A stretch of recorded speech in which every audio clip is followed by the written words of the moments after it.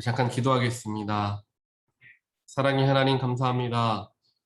오늘 이 새벽 저희들 주님을 의지하며 또한 하나님의 말씀을 저희들 간구하는 마음으로 이 자리 앞에 나왔습니다. 하나님 기도하는 저희들 마음속에 예배하는 저희들 마음속에 이 시간 함께 하시고 평안과 또한 위로함을 허락하여 주시옵소서. 하루를 살아감에 있어서 하나님과 함께 동행하는 삶이 우리에게 가장 소중한 일임을 저희들 알고 있습니다. 하지만 자꾸만 우리들의 마음이 흐트러지고 세상의 눈을 빼앗기며 살아가는 우리들의 연약한 모습 또한 우리는 잘 알고 있습니다. 하나님 그렇기 때문에 더욱더 저희들 주님의 말씀에 귀 기울이길 원합니다. 하나님의 뜻에 하나님이 보고 계시는 곳을 바라볼 수 있는 여유와 또한 겸손함을 갖기를 간절히 소원합니다. 우리 마음 가운데 보혈로서 함께 하신 예수 그리스도께서 우리의 모든 것을 주관하시는 분이시며 우리의 삶을 죽을 수밖에 없었던 우리들을 구원의 길로 인도하신 분이심을 늘 기억하게 하여 주시옵소서. 그래서 주님을 따라가는 것, 주님께서 주신 생명, 주님의 방법대로 사용하는 것이 우리에게 참된 기쁨을 주는 일임을 저희들 늘 체험하며 살아가게 하여 주시어서 우리의 삶이 예수께 이끌림 받는 삶, 성령님의 인도하심을 받는 삶이 될 수 있도록 아버지여 인도하여 주시옵소서. 하나님 오늘도 주님의 거룩하신 말씀 가운데 섭니다. 겸손하고 낮아짐으로 주 앞에 설 때 하나님께서 저희들에게 말씀하여 주시옵소서. 그 말씀이 우리에게 꼭 필요한 말씀, 또한 우리의 삶을 인도하는 말씀임을 저희들 믿고 순종하며 그 말씀에 의지하며 나아가겠사오니 주님 저희들 이 시간 축복하여 주시옵소서. 이 모든 말씀 예수 그리스도 이름으로 간절히 기도합니다. 아멘. 말씀 함께 보겠습니다. 오늘 말씀은 히브리서 1장 말씀을 보겠습니다.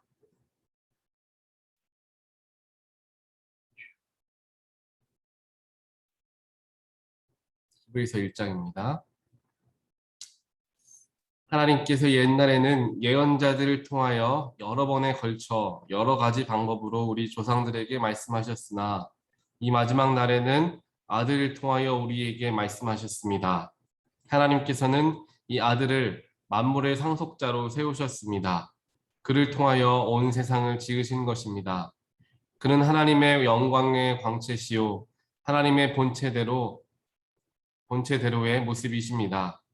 그는 자기의 능력 있는 말씀으로 만물을 보존하시는 분이십니다. 그는 죄를 깨끗하게 하시고서 높은 곳에 계신 존엄하신 분의 오른쪽에 앉으셨습니다. 그는 천사들보다 훨씬 더 높게 되셨으니 천사들보다 더 빼어난 이름을 물려받으신 것입니다. 아들은 천사보다 뛰어나시다.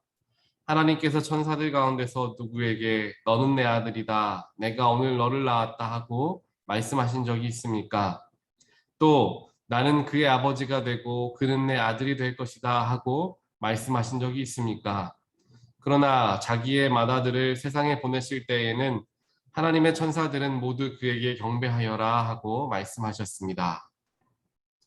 또 천사들에 관해서는 성경이 이르기를 하나님께서는 천사들을 바람으로 삼으시고 티중꾼들을 불꽃으로 삼으신다 하였고 아들에 관해서는 성경이 이르기를 하나님 주님의 보좌는 영원 무궁하며 공의의 막대기는 곧 주님의 왕권입니다. 주님께서는 정의를 사랑하시고 불법을 미워하셨습니다. 그러므로 하나님 곧 주님의 하나님께서는 주님께 즐거움의 기름을 부으셔서 주님을 주님의 동료들 위에 높이 올리셨습니다 하였습니다. 또 이렇게 말하였습니다. 주님께서는 태초에 땅에 기초를 놓으셨습니다. 하늘은 주님의 손으로 지으신 것입니다. 그것들은 없어질지라도 주님께서는 영원히 존재하십니다. 그것들은 다 옷처럼 낡을 것이요 주님께서는 그것들을 두루마기처럼 말아 치우실 것이며 그것들이 다 옷처럼 변하고 말 것입니다. 그러나 주님께서는 언제나 같으시고 주님의 세월은 끝남이 없을 것입니다. 그런데 하나님께서 천사 가운데서 누구에게 내가 내 원수들을 내 발 아래 굴복시킬 때까지 너는 내 오른쪽에 앉아 있어라 하고 말씀하신 적이 있습니까? 천사들은 모두 구원의 상속자가 될 사람들을 섬기도록 보내심을 받은 영들이 아닙니까? 아멘.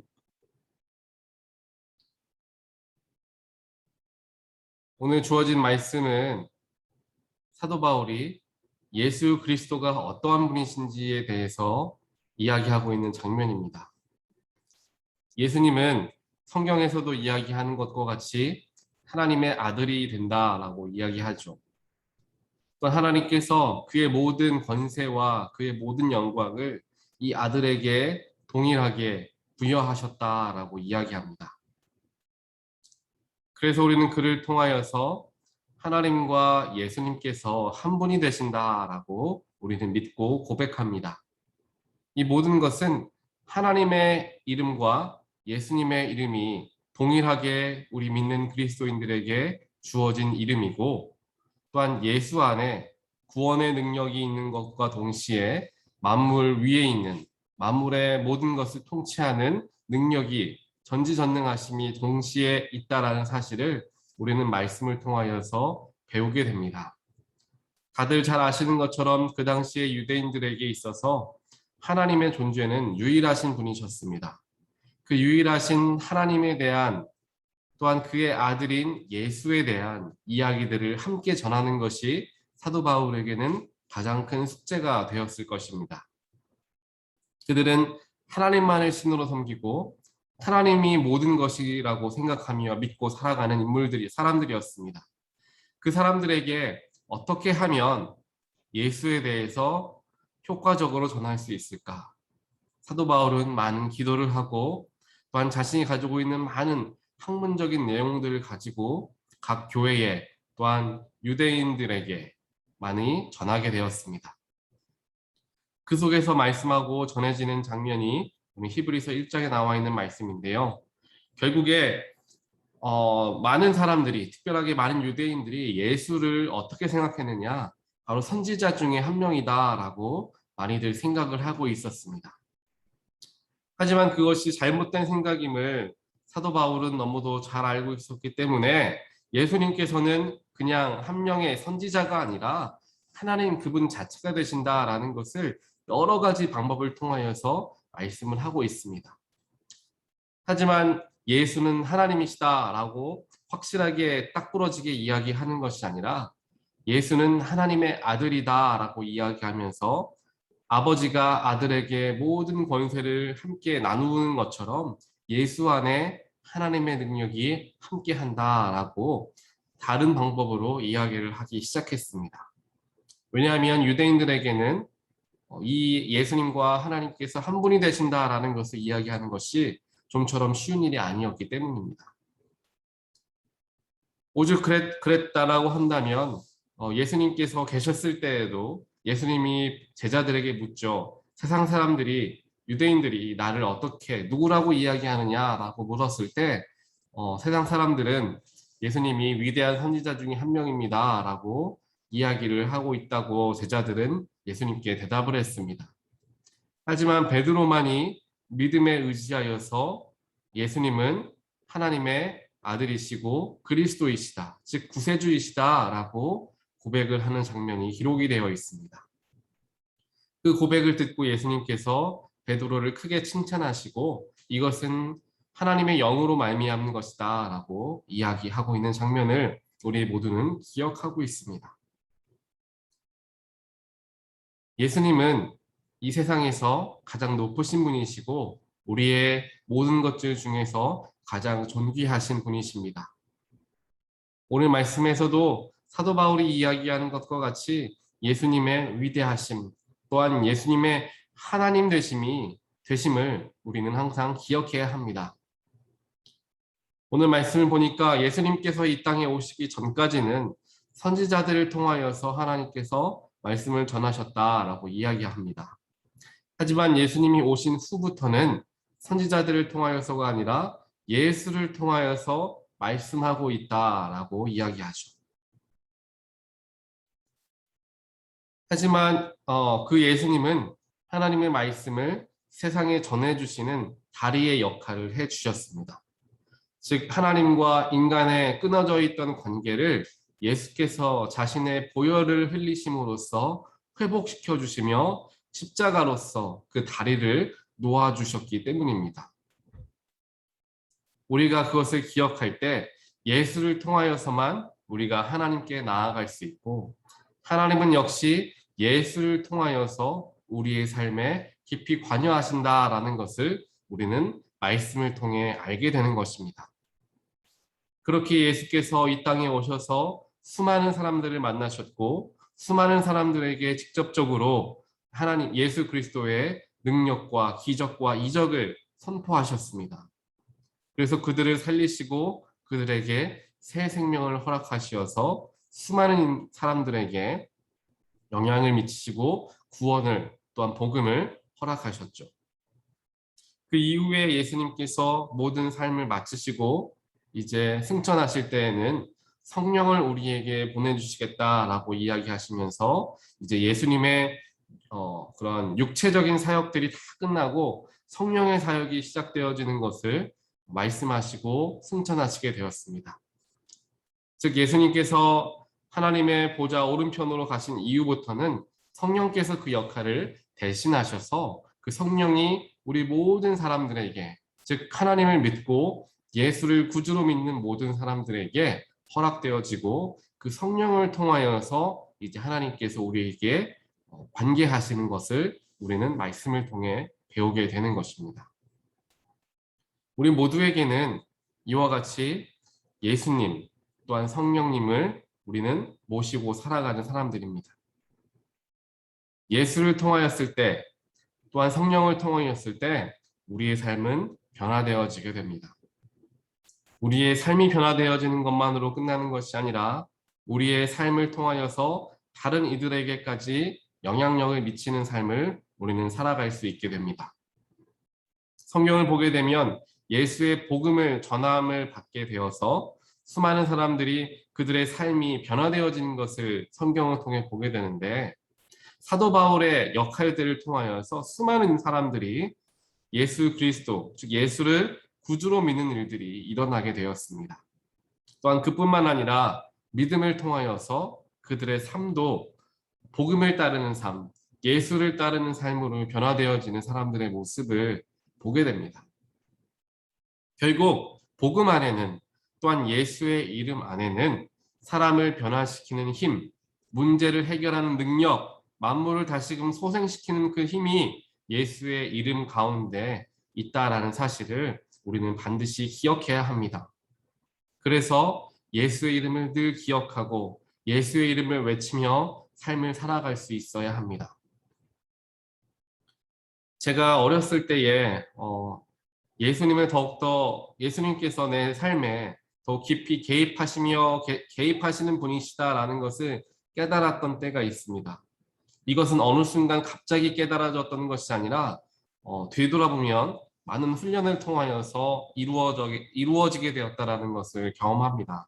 그런데 이 훈련이 뭐 대단한 훈련은 아니었습니다. 중학교 때 제가 만났던 도덕 선생님께서 저에게 성경 읽기 수업을 하셨습니다. 제가 그 성경 읽기 클럽에 들어가서 매주 한 번씩 말씀을 같이 선생님과 읽고 하는 일들을 하게 되었습니다. 그래서 그 선생님을 제가 개인적으로 더 잘 알게 되었죠. 그런데 그 클럽 활동 시간뿐만 아니라 이 선생님께서 맡으신 도덕 수업 시간마다 아이들이 예수님을 알건 예수님을 모르건 아이들에게 한 가지 부탁을 하셨습니다. 너희들이 교회를 다니고 안 다니고는 너희들이 직접 선택하고 이제 나아가야 하는 문제지만, 나를 선생님으로서 존경해주는 마음이 있다면 이것 하나만은 나랑 함께하면 좋겠다라고 항상 말씀을 하시면서 수업을 시작하는 자리에서 주 예수여라고 함께 온 학생들이 외치게 하고 이제 수업을 하게 되었습니다.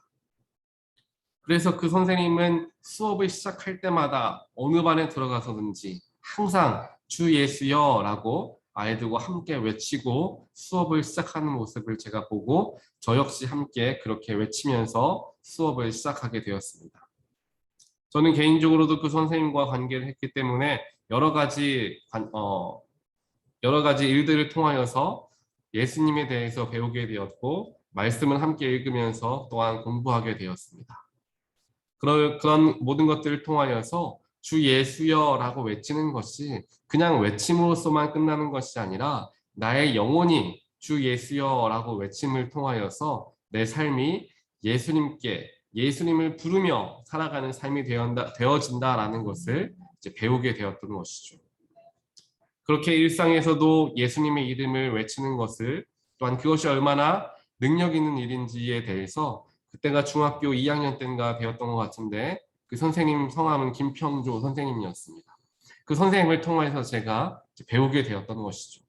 그래서 그때부터 예수님의 이름을 생각하고 묵상하고 살아가다 보니까 예수님께서 정말 저의 삶을 인도하시는 분, 이끄시는 분이다라는 것을 믿게 되었고 또한 삶에서 일어나는 많은 일들이 예수의 계획하심 속에서 이루어지는 것을 이제 경험을 하게 되었던 것 같습니다. 이와 마찬가지로 예수의 이름이 우리 가운데 있음을 우리는 늘 기억해야 합니다. 세상의 어떠한 부귀영화도 바꿀 수 없고 또한 세상의 어떤 것도 그것을 대신할 수는 없을 것입니다. 예수의 이름이 가장 귀하고 가장 복된 우리에게 주어진 귀한 은혜다라는 사실을 우리는 늘 기억해야 합니다. 왜냐하면 예수의 이름 때문에, 즉 예수 때문에 우리는 새 생명을 얻은 사람들이고 또한 구원에 참여하게 될 사람들이기 때문입니다. 물론 이미 우리의 영혼은 예수를 믿는 순간 구원을 받게 되었습니다. 하지만 성경에서 기록하고 있는 것과 같이 우리가 죽은 이후에도 예수님과 같이 부활함을 통하여 새로운 삶을 살게 될 것이다. 즉 영생을 얻게 될 것이다 라는 것을 우리가 믿을 수가 있는데 그 믿을 수 있는 그 길이 어디에서부터 나왔느냐? 바로 예수님의 죽음을 이기신 부활까지 이루신 예수님의 삶을 통하여 우리는 그것을 배우게 되고 또한 우리도 역시 그 영혼의 그 구원에 하나님 예수 그리스도의 부활에 동참할 수 있을 것이다라는 것을 믿게 되는 것입니다. 하나님께서 직접 우리들의 삶에 하나씩 하나씩 개입하실 수 있지만 그 개입하시는 방법들을 하나님께서는 예수님을 통하여서 우리에게 다가오시고 성령님을 통하여서 우리에게 다가오십니다. 예수를 통하여 성령을 통하여 하나님은 끝없이 끊임없이 우리와 교제하길 원하시고 교통하길 원하십니다. 우리가 오늘도 이렇게 새벽에 나와 하나님 말씀을 묵상하는 그 모든 우리를 깨우시고 말씀 앞에 서게 하시는 그 모든 것이 하나님의 계획하심이고 하나님의 인도하심인 줄 저희들은 믿습니다. 그렇기 때문에 우리 모두는 하나님의 크신 계획 안에 있는 사람들이며 하나님의 뜻 안에서 하나님의 계획하신 대로 쓰임받을 때 살아갈 때가 가장 의미 있고 가장 존귀한 삶임을 우리 모두는 항상 기억하며 살아가야 합니다. 그렇게 하나님의 뜻을 이루며 살아갈 때 예수를 품은 채 살아갈 때 우리의 삶이 예수를 빛내는 삶, 예수를 드러내는 삶이 되어질 수가 있습니다. 사도 바울이 예수를 만나니까 사람이 변화되어지고 사도 바울, 즉 변화된 사도 바울을 통하여서 수많은 사람들이 예수를 만납니다. 예수님의 제자들과 베드로와 많은 사람들이 성령을 받게 되니까 그들이 변화되어지게 되고 그들의 삶을 통하여 변화되어진 삶을 통하여 많은 사람들이 예수를 구주로 믿기 시작했습니다. 이와 같은 능력이 우리에게도 동일하게 있음을 우리는 항상 기억해야 합니다. 예전에 필리핀으로 단기 선교를 갔던 적이 있습니다. 그곳에 가니까 정말 열악한 곳에서 선교하시는 한국인 선교사님을 만나게 되었습니다. 얼마나 생활이 열악한지 제가 한 4박 5일 정도 그곳에서 선교를 단기로 하게 되는데 그곳에서 있는 모든 시간들이 좀처럼 쉽지 않았던 것을 기억을 합니다. 날씨는 날씨대로 덥고 생활할 수 있는 그러한 모든 것들이 잘 갖추어져 있지 않기 때문에 굉장히 불편함을 감수하며 살아가야 했었습니다. 또한 교회가 위치한 자리는 굉장히 빈민촌에 교회가 위치해 있었기 때문에 많은 것들이 갖추어지지 못했던 것이죠. 필리핀을 아시는 분들은 아시겠지만 굉장히 양극화가 심한 나라가 바로 필리핀입니다. 돈이 많은 사람들은 많은 것들을 누리면서 호화롭게 살아가지만 가난한 사람들은 하루를 벌어서 하루를 먹고 살아가기가 어려운 또한 수많은 환경 오염에 노출되어서 살아가는 사람들이 빈민촌에 교회 근처에 있었던 분들이셨습니다. 그 빈민촌에 살아가는 사람들의 모습을 보고 그들의 집을 방문하고 그들과 함께 4박 5일간의 시간들을 함께 보내다 보니까 너무도 열악함 속에서 살아가지만 그럼에도 불구하고 소망과 희망을 잃지 않고 얼굴에 항상 웃음이 끊이지 않는 그분들의 모습을 보게 되었습니다. 선교사님도 마찬가지였습니다.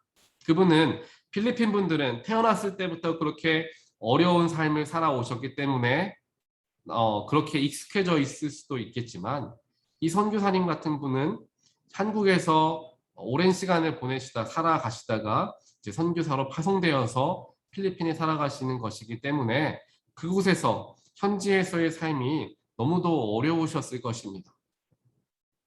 하지만 이 선교사님의 모습을 볼 때마다 이 선교사님의 표정을 볼 때마다 항상 기쁨과 감사함, 물론 덥고 힘들지요. 하지만 그럼에도 불구하고 늘 선한 말과 선한 행동들이 나타나는 것을 제가 보게 되었습니다. 그 속에서 어려움 속에서도 기쁨을 허락하시는 예수님을 이 선교사님을 통하여서 제가 느낄 수가 있었습니다. 제가 그렇게 느끼니 그 교회에 출석하는 현지인들은 이 선교사님을 통하여서 더욱 큰 감동을 받으실 수밖에 없었을 것입니다.